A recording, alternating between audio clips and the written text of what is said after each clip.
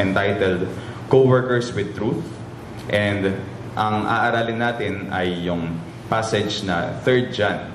This is a very short epistle na makikita natin sa New Testament. And it is only 15 verses long. Isang chapter lang siya. Pero from these verses, marami tayong matututunan mula sa salita ng Diyos. And magsisimula siya mula sa November 2. November 2, November 9, all the way until December 7, yun ay 6 weeks na sunod-sunod. So if you will be available po to attend these worship services, that would be a great blessing, no, para sa ating lahat. Pero kung hindi po kayo makapag-attend, magre-record po si Aya Gershwin ng ating YouTube recording para sa mga nais pong masundan ang sermon series na gagawin natin. I'll give a short background lang rin, no, why we are doing this. Of course, we always do this naman sa ating simbahan. Parati tayong nagsa-sermon series kasi we want to preach through books of the Bible. Kasi gusto natin yung salita ng Diyos, yung kakausap sa atin. And this is actually one of yung requirements ko sa doctoral program na inaaral ko ngayon. It's a research project na kailangan kong tapusin upang makagraduate para matapos sa pag-aaral. Pero more than that, of course, para matulungan tayo sa aking ministry sa inyo bilang pastor na nagdadala ng salita ng Diyos. This is one way for me to improve, is to go through a research project. Ngayon ang tanong, ano yung research na mangyayari? Yung project is of course, it's a sermon series na gagawin natin in the next 6 weeks.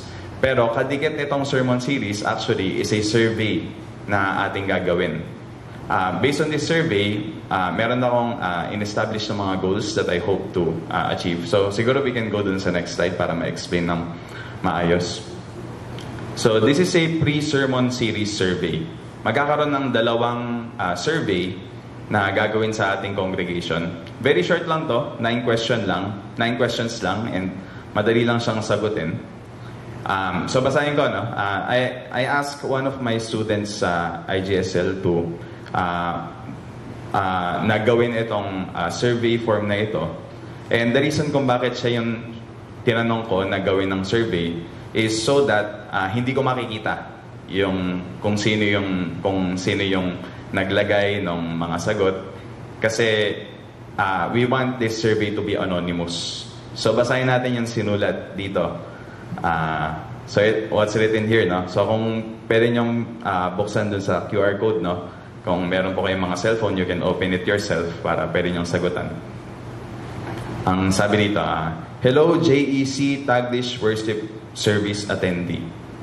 I am Hurry. So this is the name of yung student ko, no, na tinanong ko siya na if pwede niyang gawin itong survey form na ito, and by God's grace, pwede siya, no. Sabi niya, a seminary student at IGSL. And this form is an anonymous survey conducted by my professor, Pastor Telo Flores, for his doctoral dissertation at the Master's Seminary in Los Angeles, California. Your response to these 9 brief questions will be very helpful for improving the quality of his preaching ministry. Please know that your answers to these questions are completely confidential. So, hindi ito malalaman ng kahit sino, pati ako hindi ko rin siya malalaman. No? However, since the project demands that the survey be conducted twice, once before the sermon series and once after the series, so magkakaroon kasi ng dalawang survey. Ito before magsimula yung sermon series, which is right now, and then isa pa after, pag natapos na sa December 7. Sa December 14, pag nag-Christmas party na tayo sa Taglish natin, doon natin ibibigay ulit yung pangalawang survey. Tapos i-compare kasi yung dalawang survey na yun to see kung merong improvement na nangyari. Okay, once before the sermon series and once after the series, and that your responses to both questionnaires be compared with each other, you will need to provide a 4-digit identification code. That is the last 4 digits of your cell phone number. So hindi nyo ilalagay yung pangalan nyo, ang lalagay nyo lang is the last 4 digits of your cell phone number. Tapos, ang sabi dito, don't worry because Pastor Tello will not be able to trace this identification code back to you even if he knows your cell phone number because I will be the only one who has access to that data. So, yung student ko lang yung makakabasa ng lahat ng data. After receiving all of the responses, I will replace the 4-digit identification code you've provided in both pre-series and post-series survey responses with a new unique number. This will allow Pastor Tello to compare your response to the pre-series survey with your response to the post-series survey without knowing who you are and thereby keeping your response confidential. I will then be giving Pastor Tello that data with the new identification codes I have provided. With that in mind, please note that your answers here are completely confidential. So feel free to answer each survey questions honestly, knowing that this is only between you and God. Thank you once again for participating in this survey. God bless you throughout the preaching series. So if you have time po, you can answer this etong survey form na to. Very brief and easy to answer lang. Ano lang siya, scale from 1 to 5 and then you will just answer, no? Okay, so with that out of the way, we will now have our scripture reading. Ang message po natin ay the hope for those who hope na makikita sa 1 Peter chapter 1 verses 3 to 12. So kung gusto niyo po, pwede niyo pong buksan yung Bible niyo po para po sa ating scripture reading. And may I ask everyone to stand? Meron din tayo sa screen.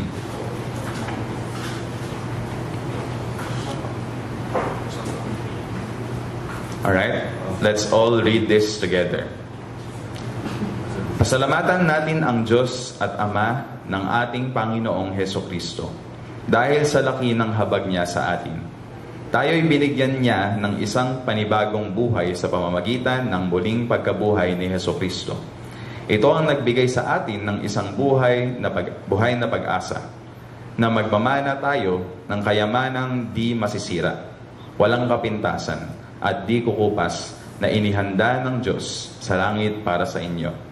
Sa pamamagitan ng inyong pananampalataya, iniingatan kayo ng kapangyarihan ng Diyos habang hinihintay ninyo ang kaligtasan na kahandang ihayag sa katapusan ng panahon. Ito'y dapat ninyong ikagalak kahit na maaaring magdanas muna kayo ng iba't ibang pagsubok sa loob ng maikling panahon. Ang ginto, bagamat nasisira, ay pinapadaan sa apoy upang malaman kung talagang dalisay.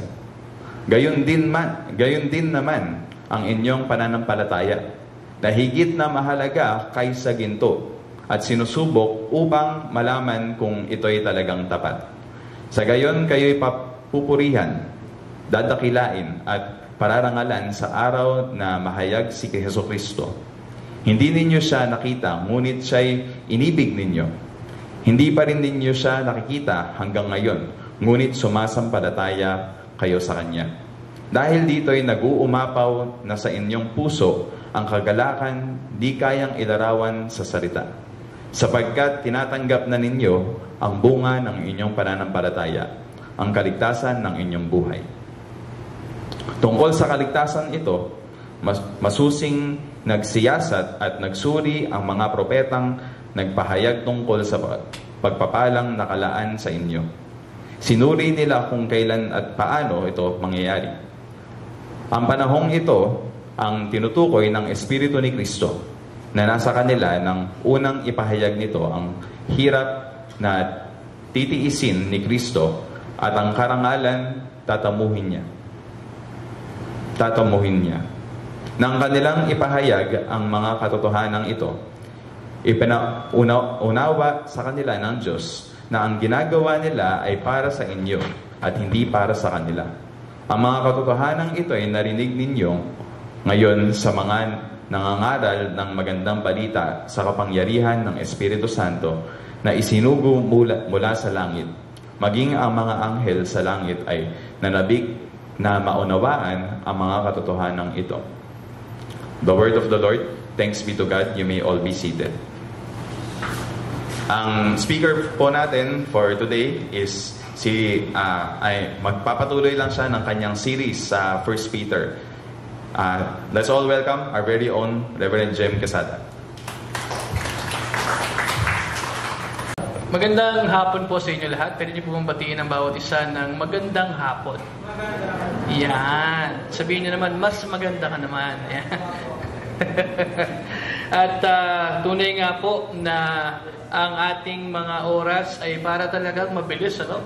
It's exactly 60 days before Christmas. Ayan. So, maligayang Pasko po sa inyong lahat. Merry Christmas. Huwag niyo pong kalimutan ang regalo ko sa Pasko.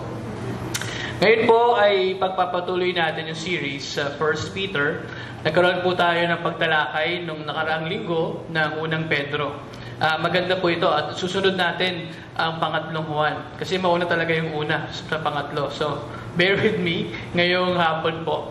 And as Pastor Tello read yung ating passage this afternoon, medyo nahirapan siya. No? Sana hindi kayo mahirapan sa pakikinig ngayong hapon. We'll be looking at the letter of the Apostle Paul to the diaspora Christian. Meaning ito yung mga Kristiyanong nagkalat sa Asia Minor because of persecution. And last time, we have talked about being an ambassador of the Lord Jesus Christ. When we talk about being ambassador, ito yung mga nagpo-promote, di ba? Nakakita na ba kayo ng ambassador?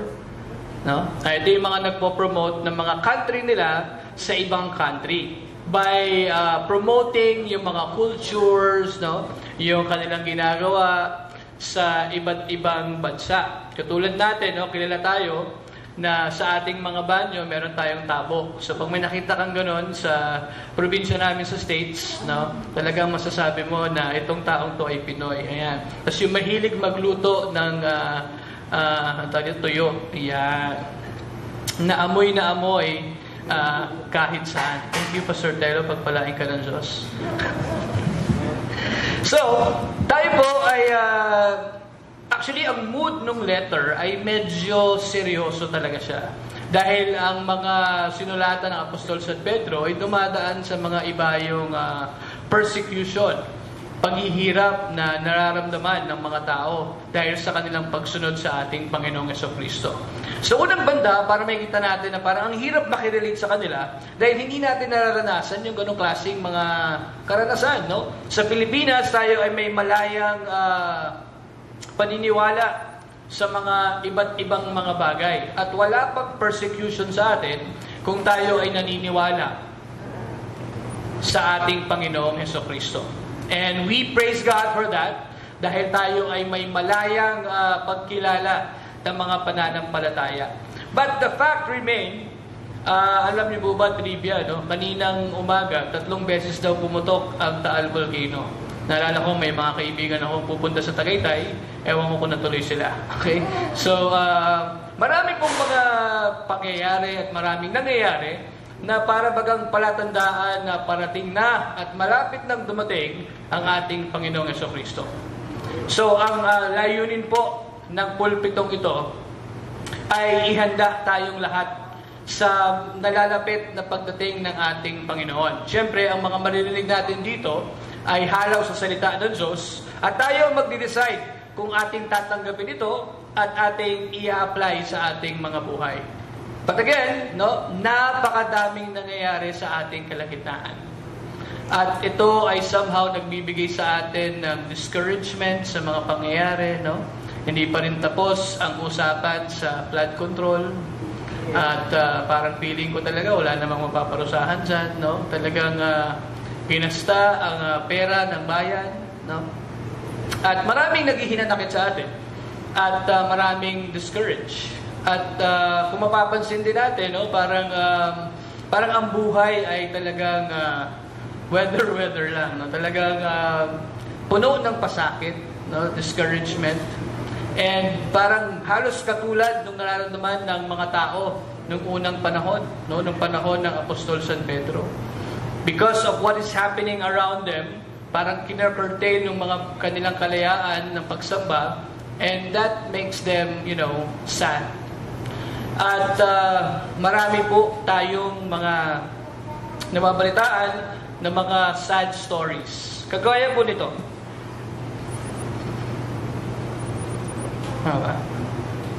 Yan. Kilala niyo po si Wilma Ausa. ito pa yung OFW na galing Japan, uuwi sa probinsya sa Cebu, pero hindi na nakauwi na buhay. Sa bus, inatake siya sa puso at namatay. Yung kanyang bag, punong-puno ng mga pasalubong, no, na somehow ay na matagal niyang inipon nung siya ay nagtatrabaho sa Japan. Pero hindi na yun nakaabot. Nung una ko po narinig ito, somewhere September, it made me sad. No? Tingin ko, nabalitaan nyo rin to. At meron pa isa, no, na medyo headline ngayon. Yan.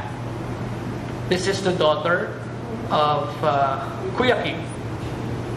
And the news is really terrible. Ako po, nung nabalitaan ko, talagang nalungkot ako.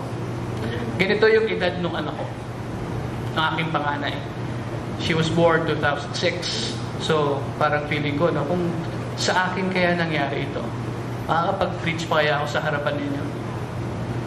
We are faced right now with different stories and sad news. Bakit ko po pinapakita ang mga bagay na ito? Siguro tutulungan na lang ako ni Sister Fran. Kasi ang ating message idea for today, although we are pressed on both sides, ang gusto mangyari ng Panginoon, kahit tayo ay pinahihirapan, patuloy tayong manampalataya at umasa sa pag-asa na meron at hatid ng ating Panginoong Hesukristo. We are to hope, even though we are pressed on both sides, on the glory Jesus Himself promised to those who would put their trust and hope in Him. So kanina po, binasa natin yung ating passage. And may I invite everyone to pause for a moment for a prayer. Let's pray. Lord, we thank You for this time that we could get together to worship You. Panginoon, ang aming panalangin, Kayo po ang magbukas ng aming puso at aming isipan na aming maunawaan at maisakatuparan ng mga bagay na ito sa aming mga buhay. Samahan Niyo po kami, Panginoon. Ang tanging hiling po namin ay Kayo'y mapapurihan, hindi lamang sa araw na ito, kundi sa susunod pa. Samahan Niyo po kami, Panginoon. Iwaksin Niyo po ang lahat ng mga bagay na makahahadlang sa aming pananambahan ngayong hapon na ito. Ito po ang aming samot panalangin sa pangalan ng aming Panginoong Yesus. Amen.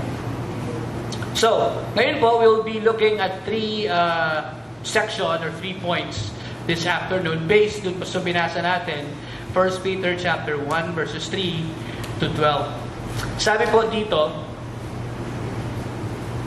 try ko ulit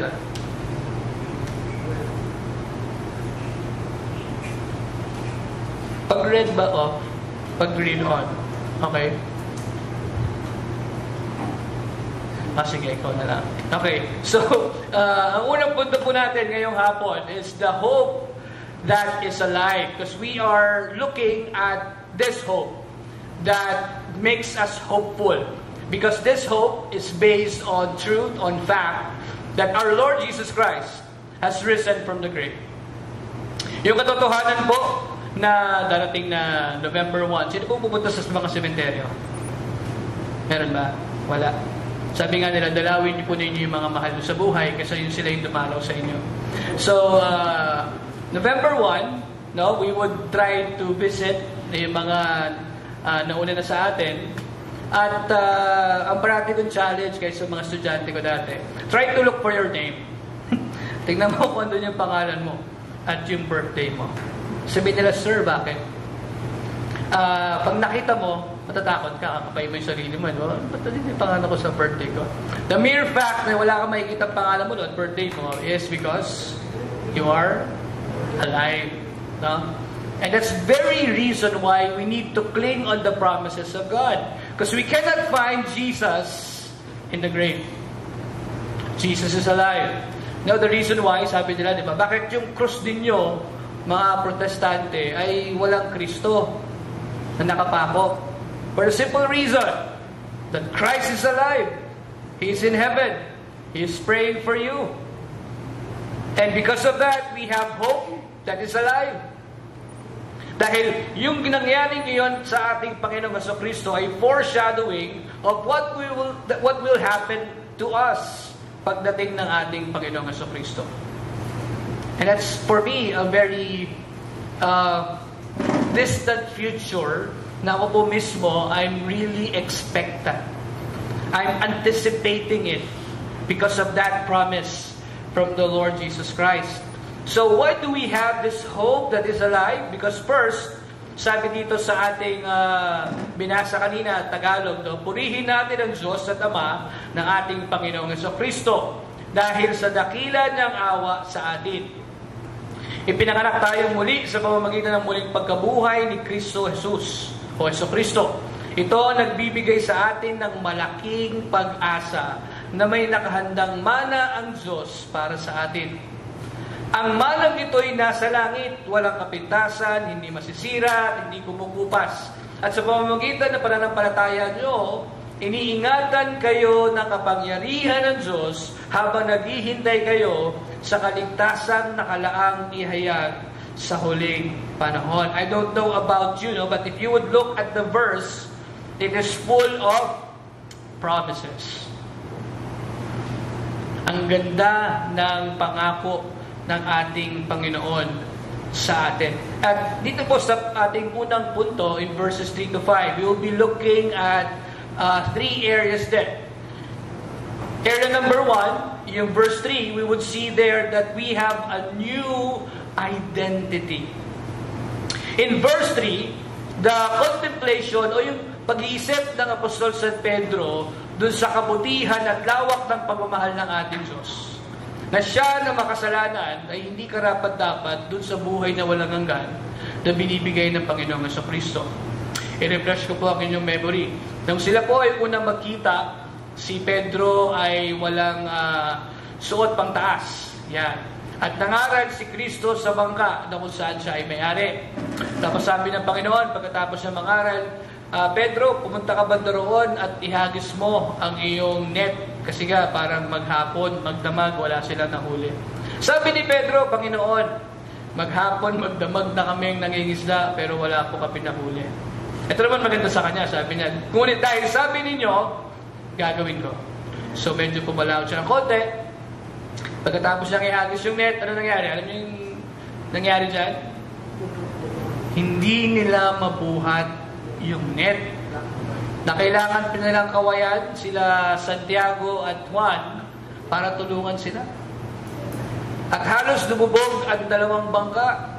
Ano sabi ng Apostol San Pedro noon? Panginoon, layuan mo ako. Isa akong makasalanan nilalang. Every time that we're faced with such divine presence, yun po yung nakikita ng mga tao. Yun dapat yung ating response sa kadakilaan ng Diyos. We're not worthy. At yun po yung una nilang pagkikita. The contemplation of God's grace caused Peter to praise God, the author of salvation and the source of hope. Sa panahon natin na para talagang nauubos na tayo, yung ating pananampalataya, nakakapanghina dahil sa mga nangyayari sa ating paligid, gusto tayong palalahanan ng Apostol San Pedro na yung author ng ating pananampalataya, yung author ng ating kaligtasan, yung susi, yung source ng ating pag-asa ay na kay Jesucristo. Ito pong ginamit dito, the phrase in His great mercy, sa English po, refers to God's unmerited favor or blessing, no? Or sabi ng iba, grace towards sinners in their hopeless condition. He has given us new birth. People can do nothing to merit such a gift. We have a new identity. Sabi ng Apostol San Pablo naman, sa unang Korinto, at pangalawang Korinto 5:17, ang lahat ng nakipagkaisa kay Kristo ay bagong nilalang na. Wala nang luma, lahat bago na.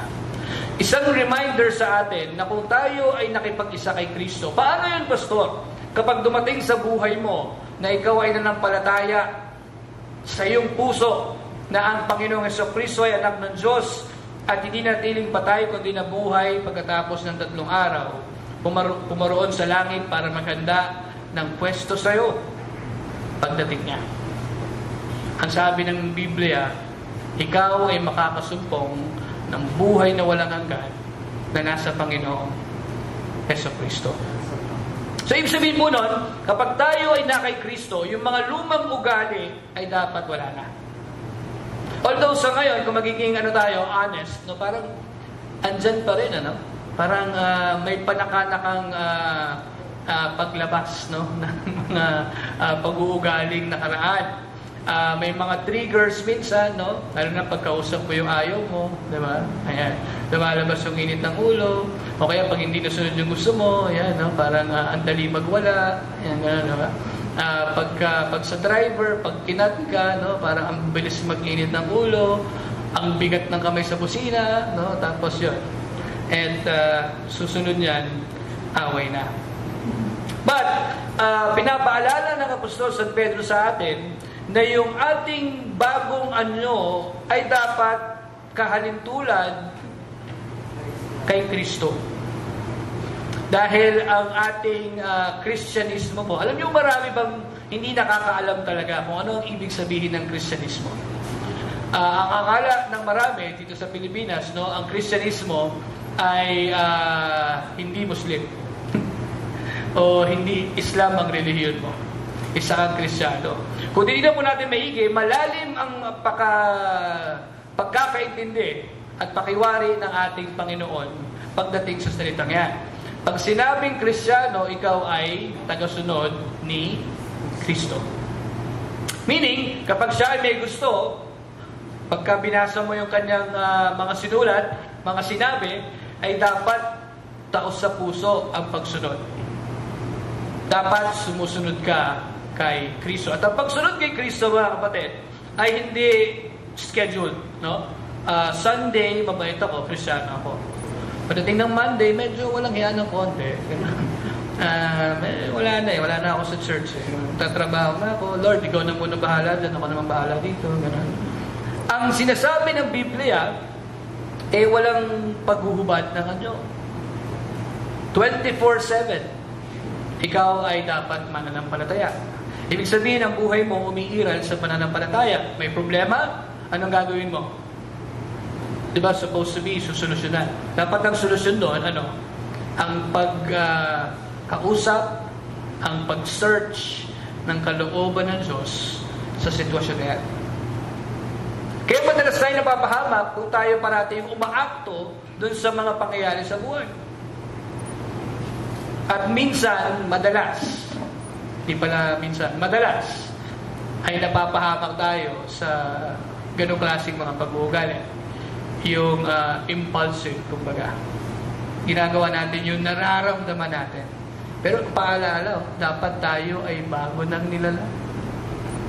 Dapat may pagtitimpi. Dapat may pag-unawa. Dapat may pasensya.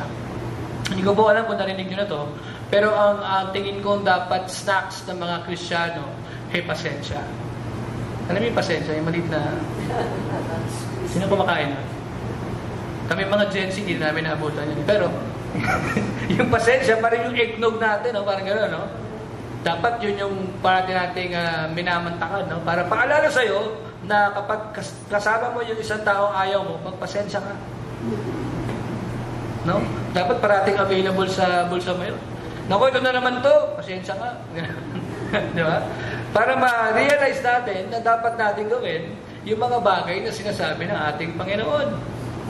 Now, this word po na sinasabi has given new birth. Translate from the Greek word anageneas. From the verb beget again or cause to be born again. Ang maraming scholars nasasabi, parang naalala ng Apostol San Pedro yung usapan ni Nicodemo at ng ating Panginoong Jesucristo. Diba? John chapter 3. Na kung saan sinabi, you must be born again. Isang paglilinaw po, ang born again, hindi po siya relihiyon. Di sana, pangalan natin, Jubilee Born Again Church. Diba? Hindi, ito po ay yung proseso na kung saan tayo, no, na ayaw sumunod sa Diyos, nasumpungan yung banal na Espiritu. Tayo ay na-regenerate at nag-respond ng positive doon sa ginawa ng Panginoon sa krus ng Kalbaryo. Anampalataya sa Kanya. Yun po yung naging born again. Ikaw ay pinanganak na magmuli. Sabi nga ni Nicodemo, babalik ba ako sa sinapupunan ng nanay ko? Hindi. May pagbabago spiritual sa buhay. So pag walang pagbabago, hindi ka born again. Hindi mo naranasan yung born again. Pero, ang sinasabi ng Panginoon, andun tayo sa proseso. Na kung saan, tayo ay patuloy na lumalakad kagaya ng ating Panginoong Jesucristo. Dahil ang layunin po mga kapatid, ng pagiging Kristiyano, medyo obvious, sabi sa unang 1:2-6, dapat tayong mamuhay kagaya ni Kristo. Kagaya ni Kristo. Kahit sobrang poging ni Pastor Telo, hindi siya yung gagayahin natin. Sino? Si Kristo. At yun ang sinasabi ng ating aklat, no? Ang banal na aklat, ang Biblia. Paano mo naman malalaman? Siyempre, kailangan natin basahin ito para malaman natin ang nilalaman niya. Kaya kung ako sa inyo, makinig kayo sa 3 John series na mag-start next week na yun, Brad, no? Next week. Okay, next week.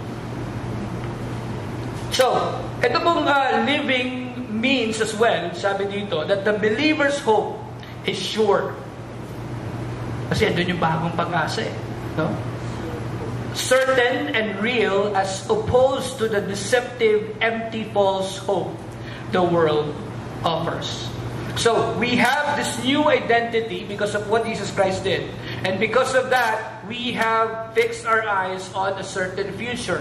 That is certain. That's in verse 4. A hope of a new future. Now, ang gagandaan po dito, ginamit ng Apostol San Pedro yung 3 Greek word na halos parehas yung simula at ang ending.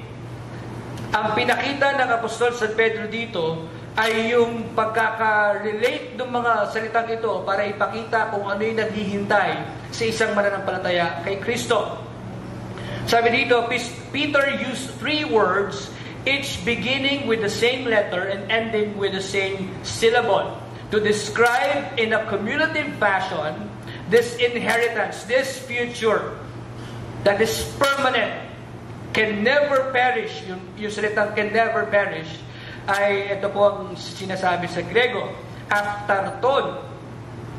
Aftarton, hindi po ito sa gamot sa high blood, pero ito sinasabi. Tapos hindi na spoil or amyanton o hindi nagfe-fade. Amaranton naman, hindi naman yung malapit sa circle, dito malapit. No? So ito yung 3 Greek word na ginamit ng Apostol San Pedro para i-describe yung certainty ng ating mana. Na kung saan parang it's also the same with the Old Testament na kung saan pinangako ng Diyos sa mga taga-Israelita yung lupang pangako. Nung panahon ni Moses at ni Josue sa Numbers chapter 26, sa Joshua chapter 11. Now, this inheritance is as indestructible as God's Word, sabi sa 1 Peter chapter 1, verse 23. Where Peter again used aftarton, or indestructible, each Christian's inheritance of eternal life is kept in heaven, or kept watch on by God, so its ultimate possession is ensured by God.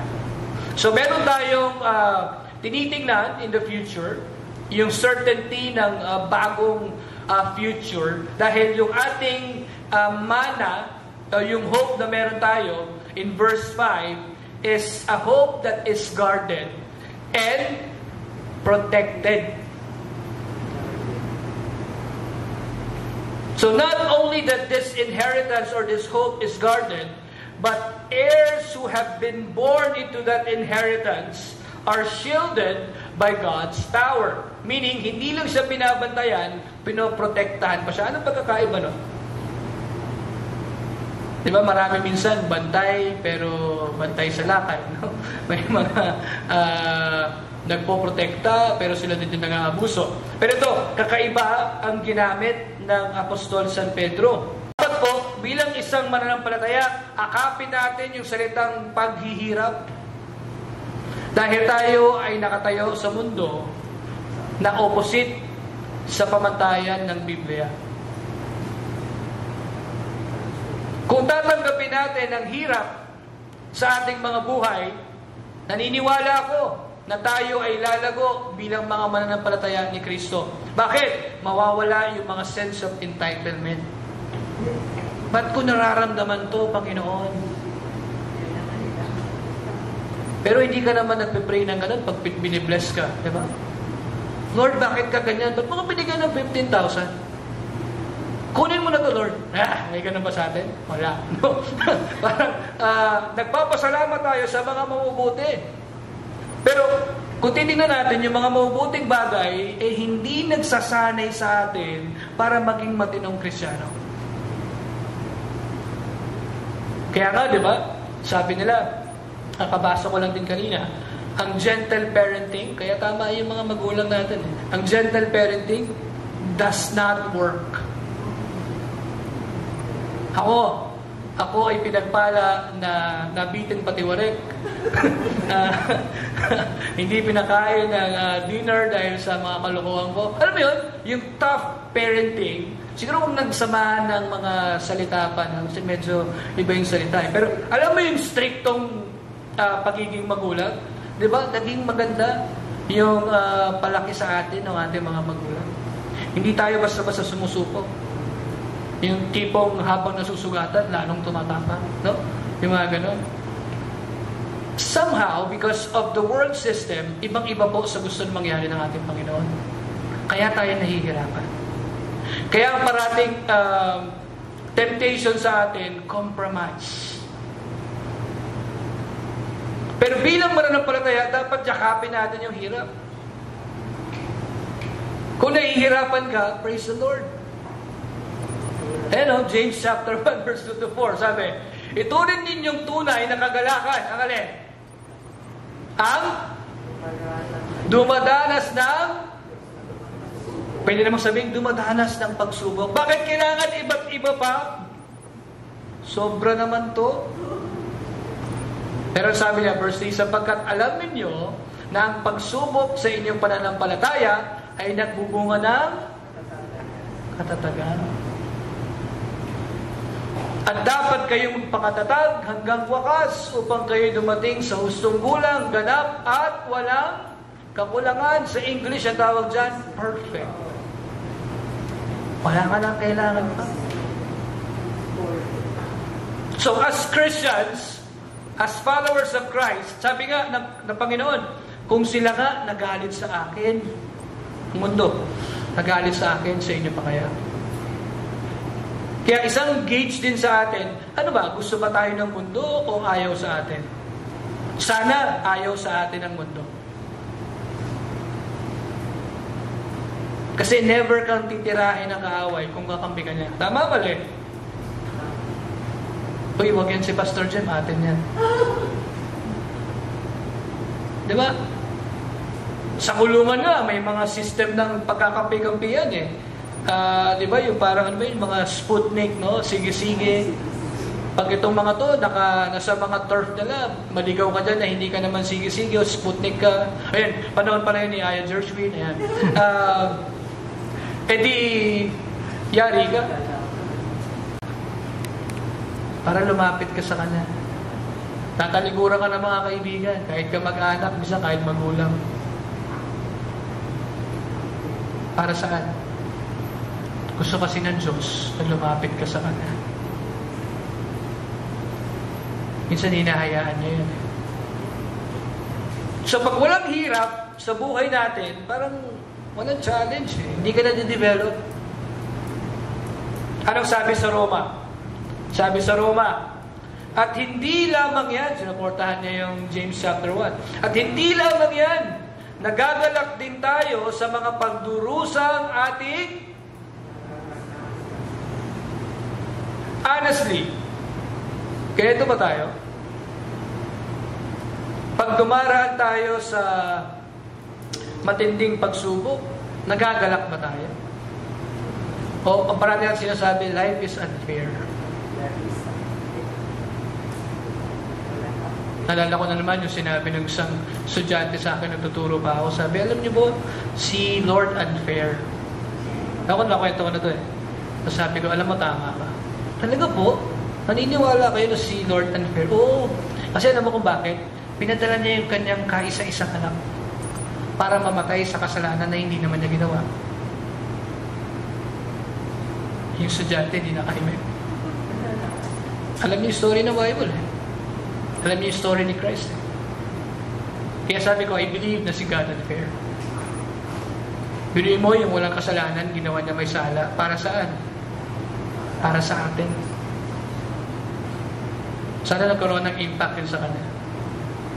But if we think that God is unfair because what is happening in our lives, kung titignan mo maigi lahat ng nangyari sa buhay mo, gawa mo eh. Never ka nag-suffer dahil sa mabuti. Nag-suffer ka dahil sa mga maling choices. Nag-suffer ka dahil hindi ka nag-pray bago mo gawin to. Nag-suffer ka dahil gusto mo yung mga ginagawa mo. Tapos sasabihin mo, unfair si God. Ikaw yun. Tayo ang unfair. Isa na nanahimik ang Diyos. Ginugulo pa natin, no? Hindi na dami, sinisisi pa natin. Ang pagtsatsaga ay nagbubunga ng pareha sila, no? Santiago, katatagan. At ang katatagan ay nagdudulot ng pag-asa. Galing. Ano pa sabi? Anong tinitingnan natin in the future? Sabi sa Revelation chapter 21, at mula sa trono, isang malakas na tinig ang aking narinig. Masdan ninyo, ang tahanan ng Diyos ay kasama na ng mga tao. Maninirahan siya sa kanila bilang Diyos nila. This will happen, ha?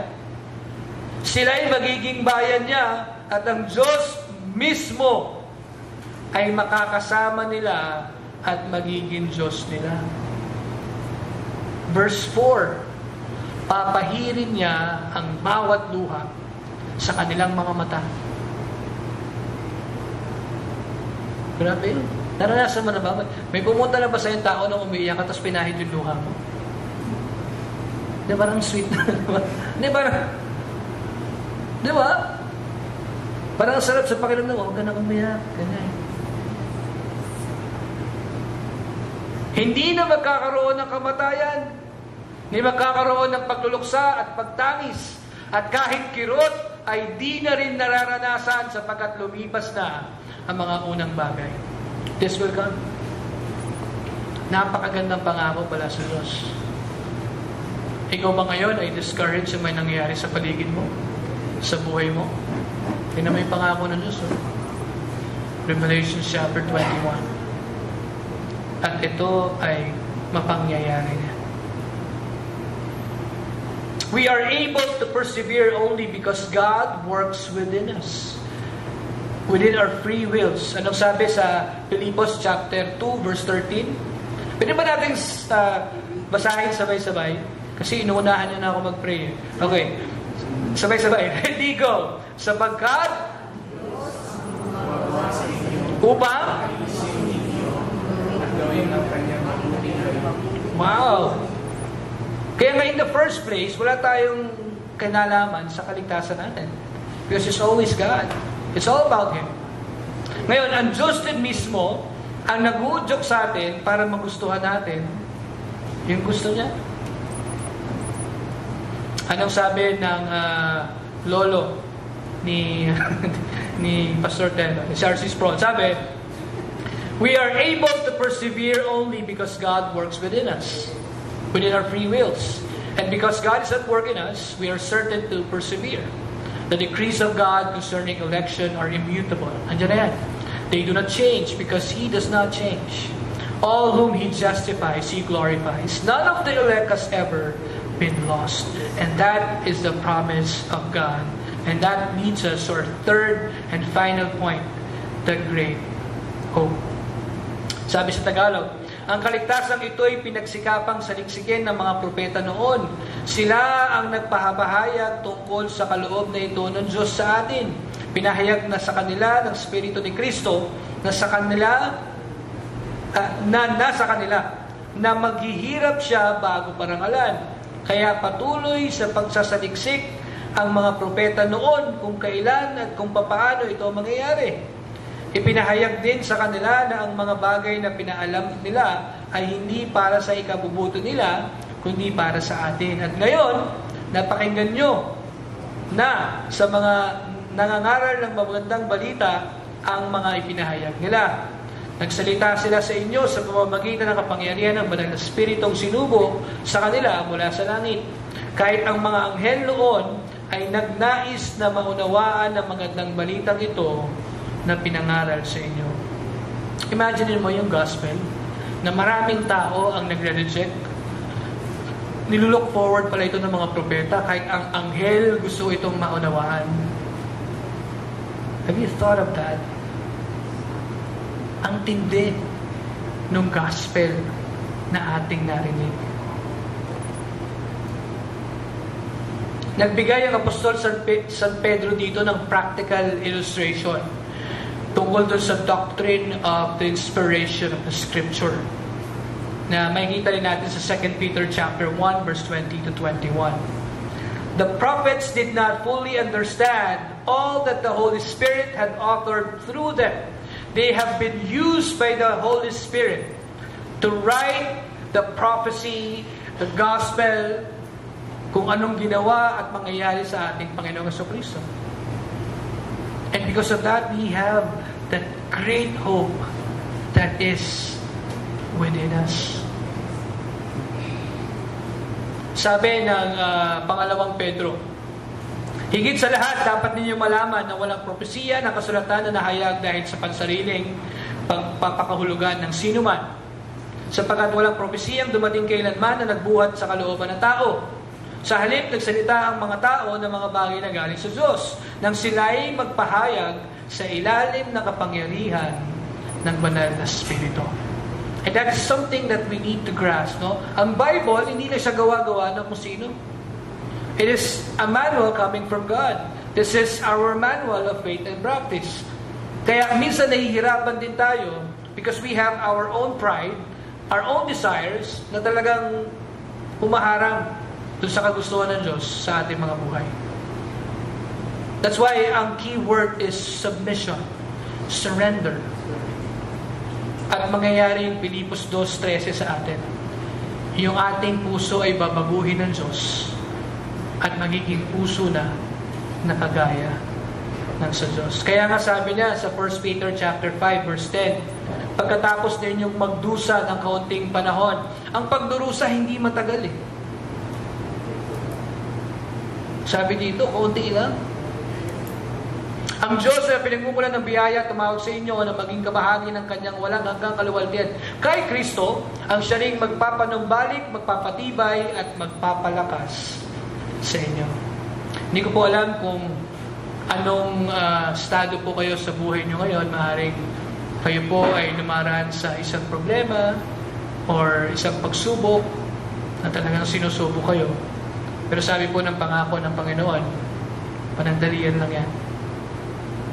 Ang nais ng Panginoon, mas concerned pa po siya actually sa development natin.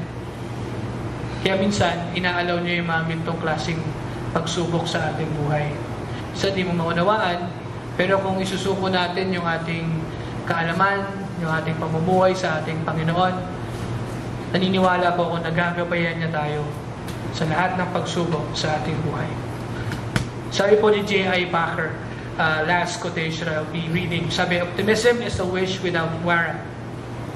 Christian hope is a certainty guaranteed by God Himself.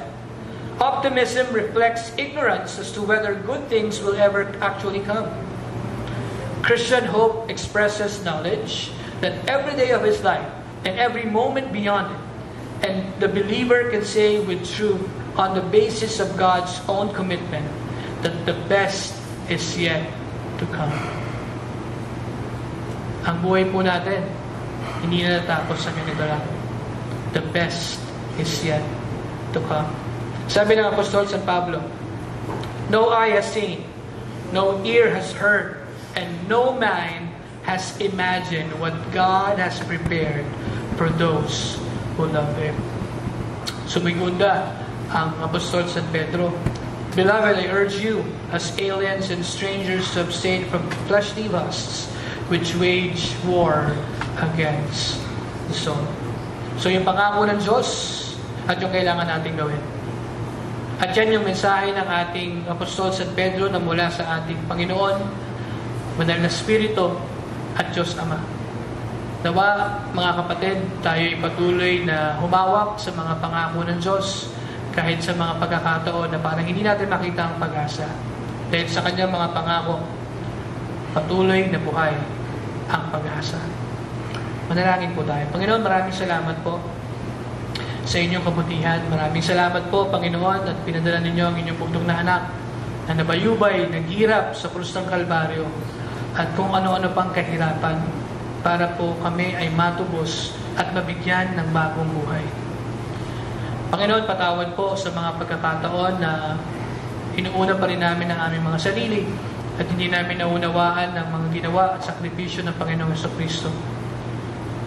Tulungan niyo po kami na patuloy na magpailalim sa kapangyarihan ng Diyos sa pamamagitan ng Banal na Espiritu. Salamat po, Panginoon. I-empower niyo po ang bawat isa sa amin, hindi lamang po ngayon sa mga susunod pa. Pagpalain niyo po, Panginoon, ang bawat isa. At sa Kanya na makagagawa ng higit sa pwede nating hilingin o isipin, sa pamamagitan ng Kanyang kapangyarihang nagahari sa atin. Sumakanya nawa, papurihan sa Kanyang Iglesia, kay Kristo Jesus, sa lahat ng salin lahi, ngayon at magpakailanman. Amen.